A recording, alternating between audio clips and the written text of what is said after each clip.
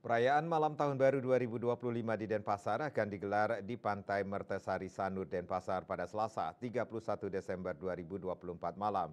Pada perayaan Malam Tahun Baru kali ini, pemerintah Kota Denpasar menghibur masyarakat dengan menampilkan band lokal dan pesta kembang api.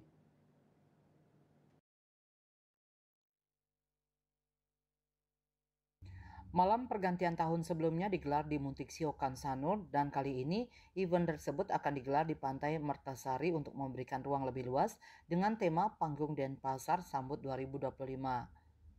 Momen pesona akhir tahun ini akan dimeriahkan artis Bali dan penyalaan kembang api.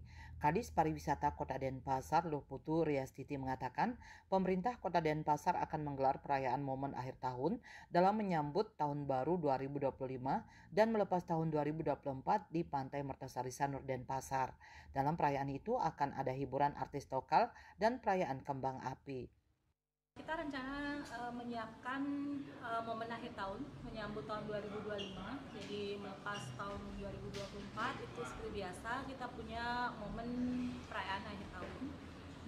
Nanti yang akan dilaksanakan di Pantai Mertasari. Itu nanti ada beberapa artis terbuka kita yang tampil dan juga ada perayaan kembang api. Itu harapan kita nanti di tanggal 31 Desember 2024 ini kita bisa laksanakan.